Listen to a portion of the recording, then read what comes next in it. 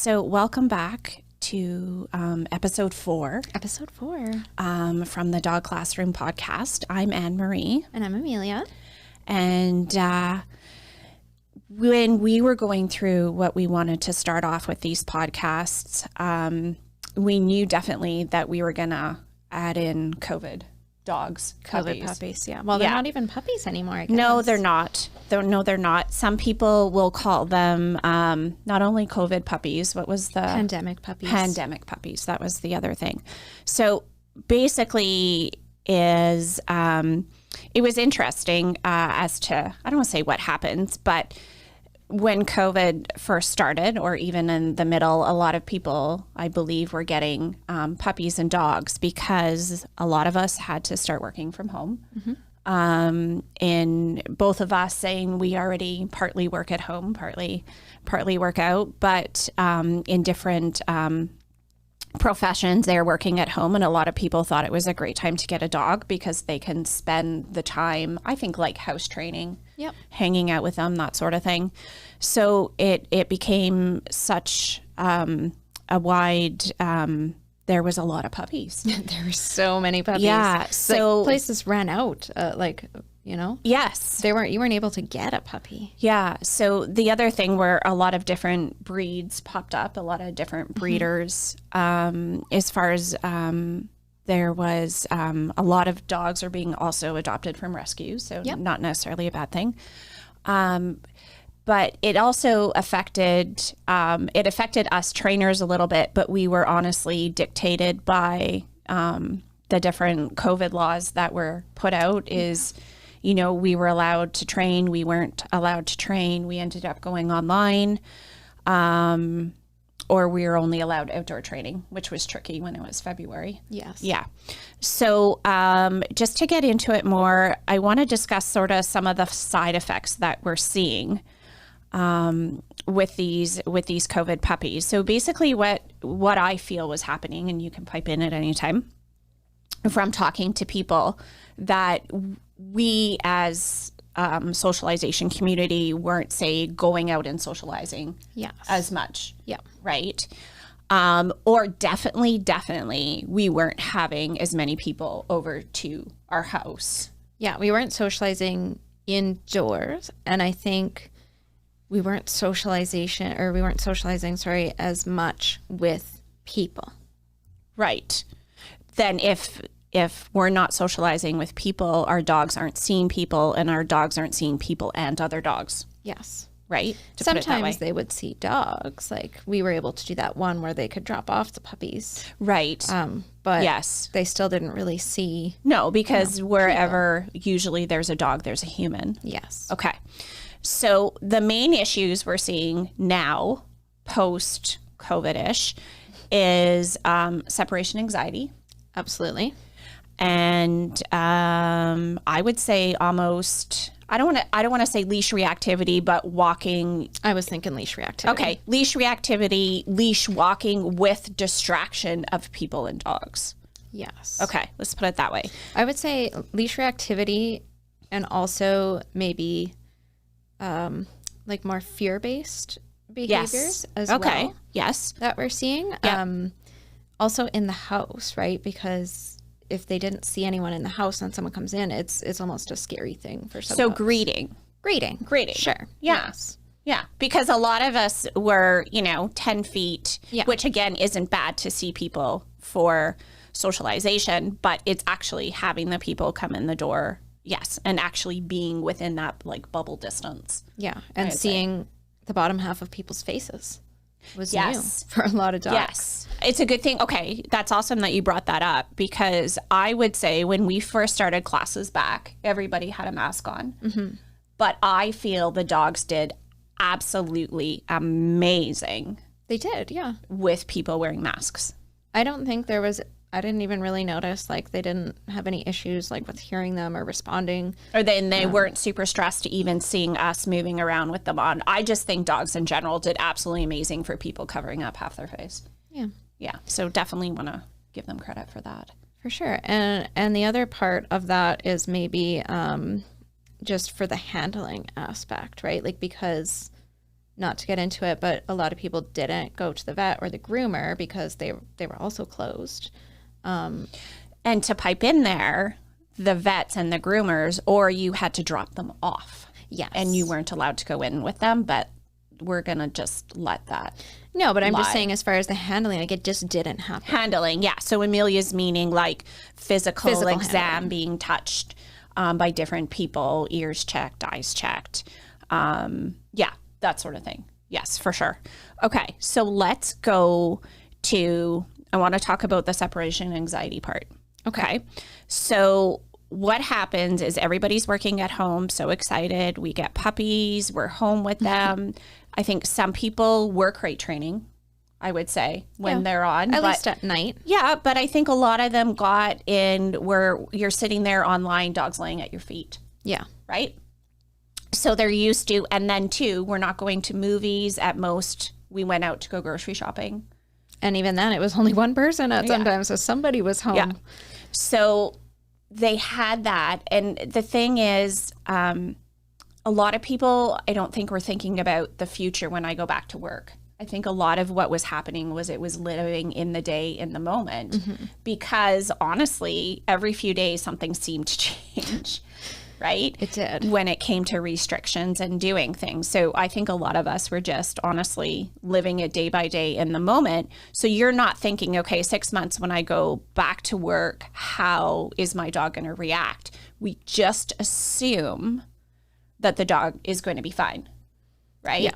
So unfortunately, you know, some people got to go back to work slowly, but then we have all these dogs where they had people 24/7, and now there's a morning routine, person's gone for 8 hours, and then they're home.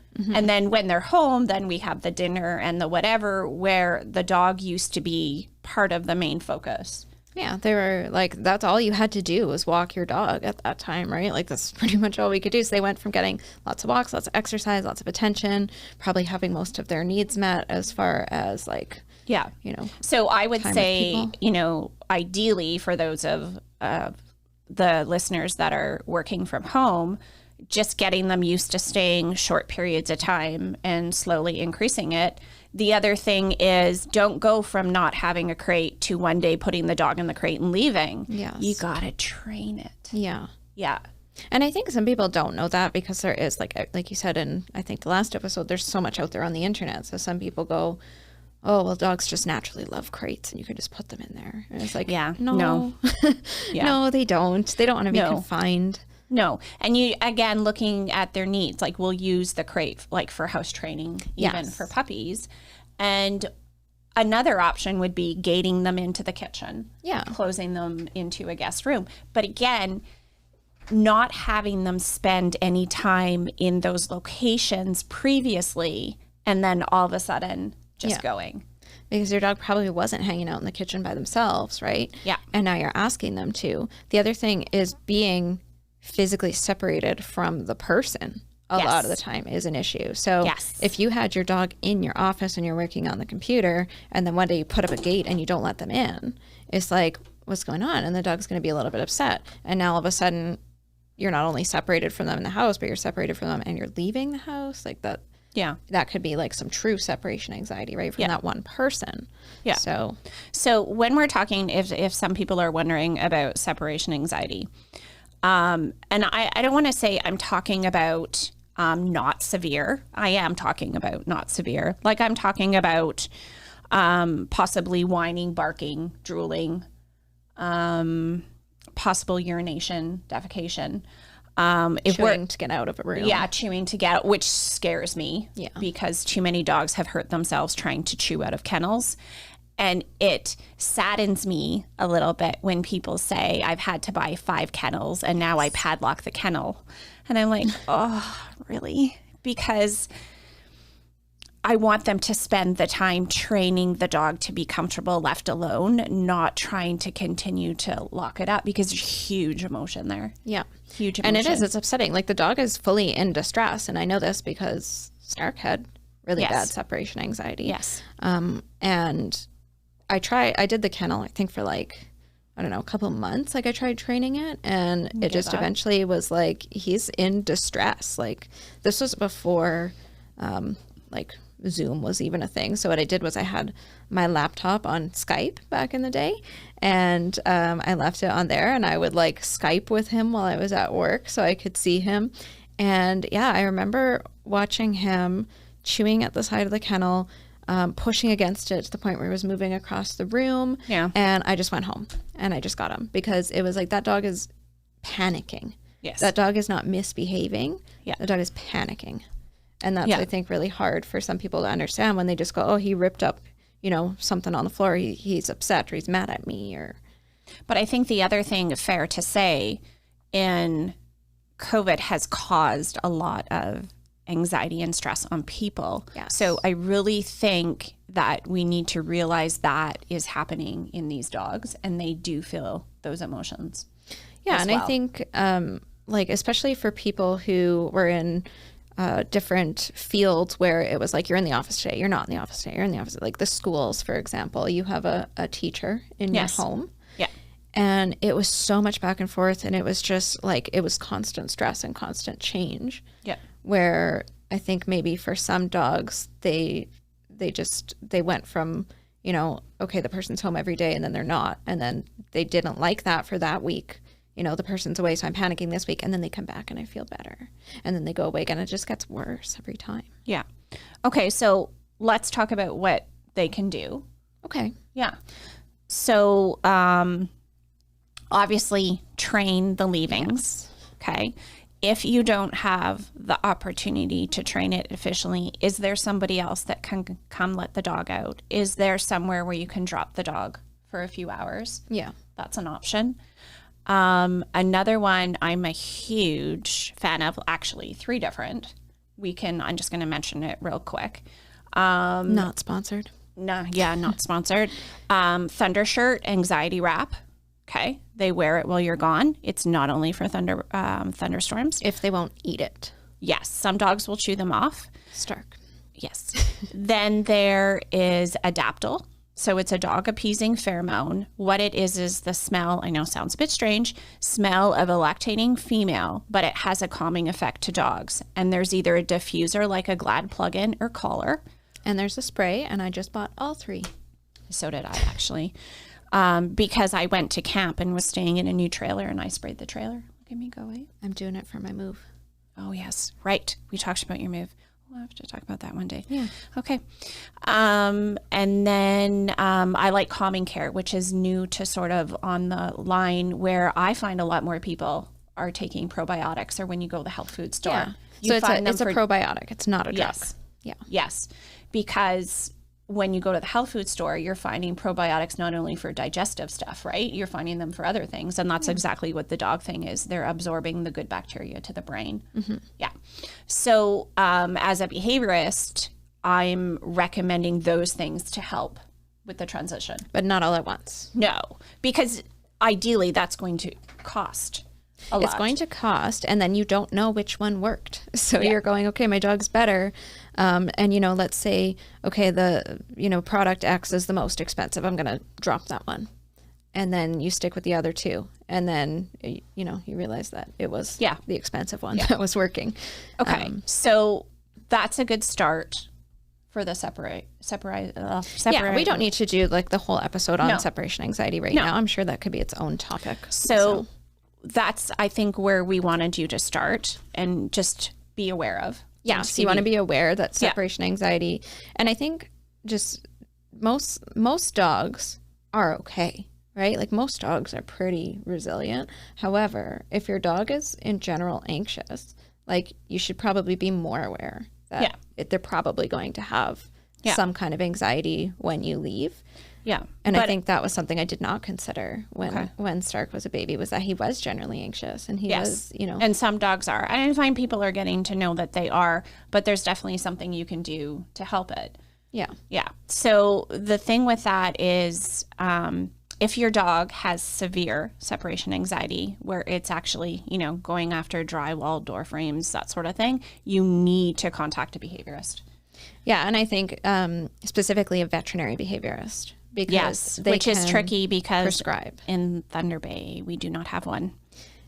Yes. But I I know, for example, that you can do referrals through your vet. Through your right? vet. So, well, I guess again, contact your vet, and it is a reason to go to the vet. Yes, because it's a health issue, right? Yeah. And I say that as a person with anxiety, right? Is that it is an issue. It affects your life, and your dog shouldn't be suffering because there's a stigma around, you know, should the dog, you know, am I going to put the dog on meds and it's going to be a zombie? Like, no, if it's that severe, right, you're putting the dog on meds to get them to a spot where you can do the training.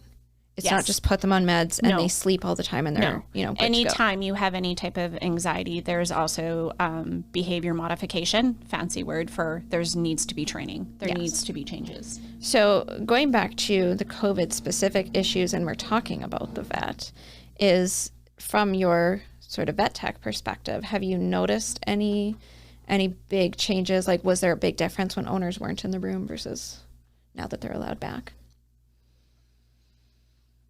I would say so. I would go with dogs that were used to going in and out of the vet before COVID.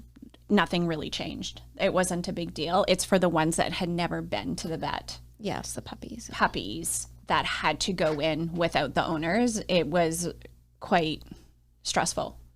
I feel like it goes to show that there is like that bond between the person and the dog absolutely. too, There's right? a trust, a respect and a trust. Yeah. Yeah, I think that's really important. And then as far as the leash reactivity goes, or the fear issues that we were seeing, is I remember way back, like beginning of COVID, when at first it was like, if you're walking your dog, like you cross the street, if you see somebody, like you stay so far away from that person and their dog. And I think that's actually good for a lot of puppies to be able to see the dogs at a distance. But then I think there's also the level of frustration that got built up because there was never a time where they got to see the other dog, right? But I adapt the theory that it was still helpful to get them out and see people and dogs at a distance, and not just keep them in the yard. But it was interesting. Some people like literally were not leaving their house, and neither were the dogs. So at least if they're out walking, they're seeing people and stuff. And it's almost like when they're seeing them at a distance, there wasn't an opportunity to say greet every person or that sort of thing. So they got used to sort of letting things let lie. But what's happening now is we even find this in classes where, you know, we had everybody separated by the gates, and then as restrictions lessen, people are getting closer and more comfortable. Before, we were very standoffish. Yes. And some of the dogs definitely are having issues with that. So what we've been trying to is make people aware is if your dog is uncomfortable, they do not have to greet other people. And I say this a lot in dealing with the reactive dogs or even anxiety is they don't have to go say hi to everybody because they don't want to.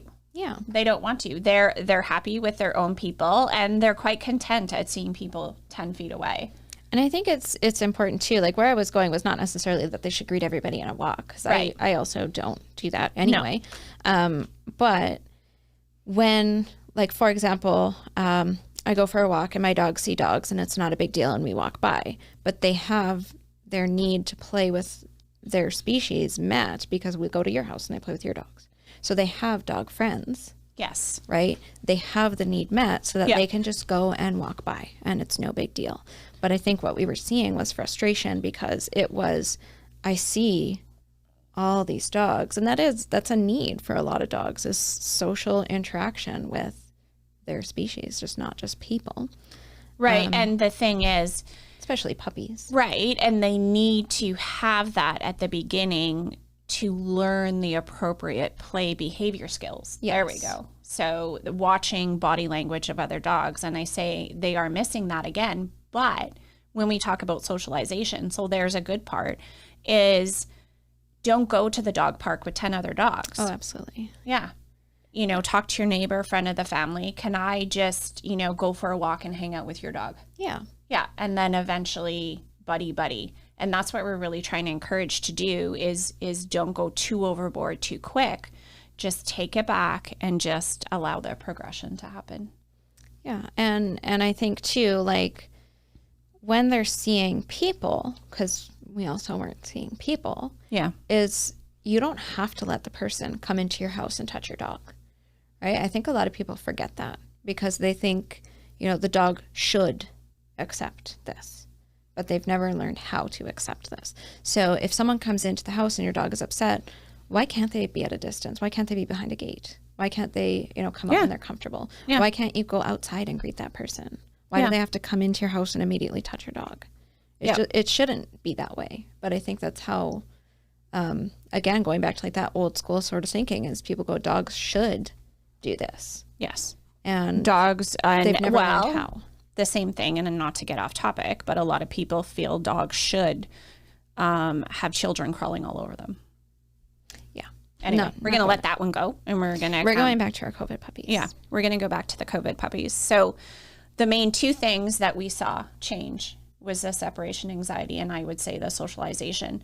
What we're asking you to do as far as training is just slow it down, take baby steps, and watch your dog, because when you take baby steps, there'll be so many beautiful little successes. Yes, I love those moments. Yeah, and those definitely are super cool.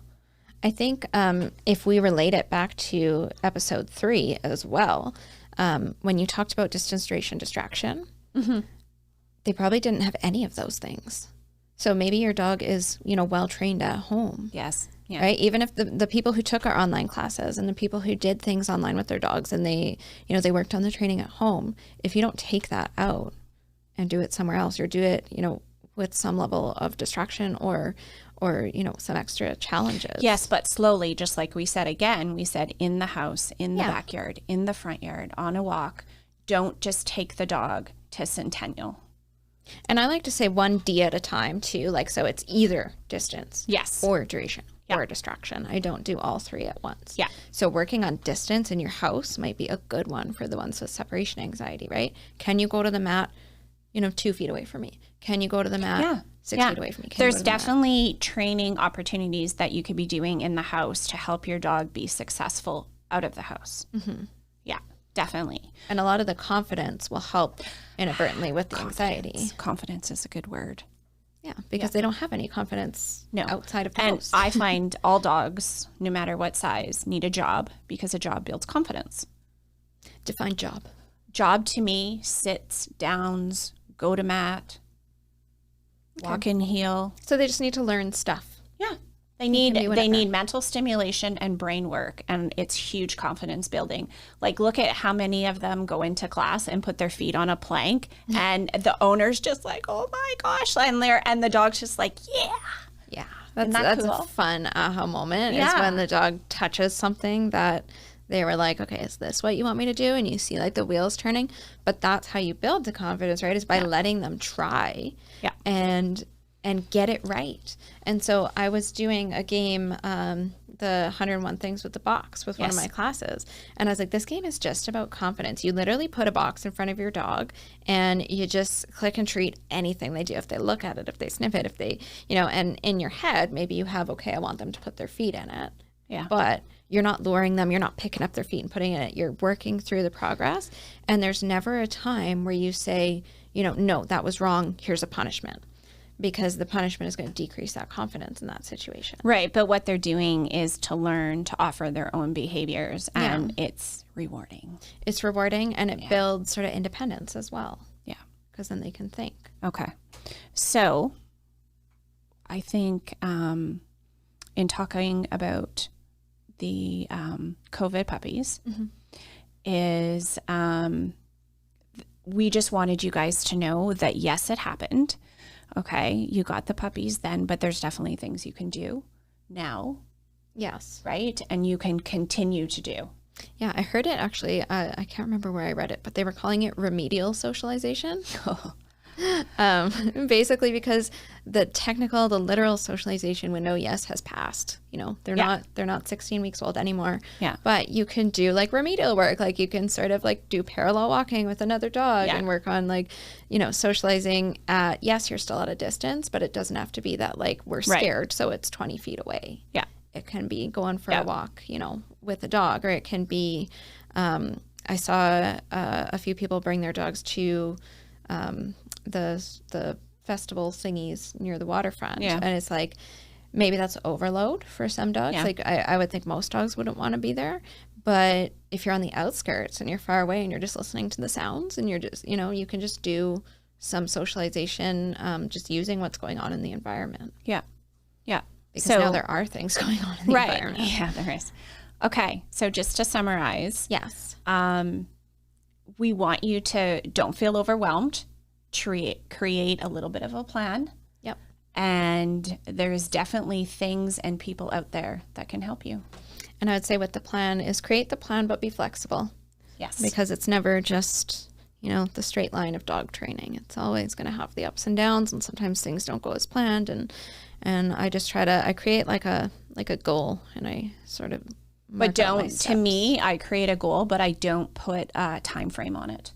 Don't say in 2 days I'm going to have this. In 2 weeks, because that's going to depend on your dog. Yeah. Right? Yeah. So, but it's like when my dog is comfortable doing, you know, staying in the kennel for 2 minutes with the door open, woohoo, then we're going to have, you know, we'll move on to the next step. So I try to mark it out that way and just increase little by little. So anything else that you wanted to add that you've seen, like with either, if you can think back to in sort of lockdown, what we saw with dogs versus now what we're seeing now that they're sort of coming out and doing more things? I just, like I said, the main things I think is just getting people back out there. Socializing, socializing doesn't necessarily mean greeting. It's just being out there, experiencing life, and also experiencing people and things in the house, but just don't over expect. Yeah. So keeping the expectations manageable. Yes. And not asking for too much of your dog. Yes. And just realizing that maybe their socialization is a little bit stunted because of what happened, which I think we got a lot of people who say like, my last dog did this, my last dog did that. And focus on the dog you have, with the Yes. personality that you have, and you have many more successes. Yes. There we Perfect. go. That's a good way to end it. So Okay. I think that wraps up episode 4. Okay. Thank you. Make sure you like and subscribe.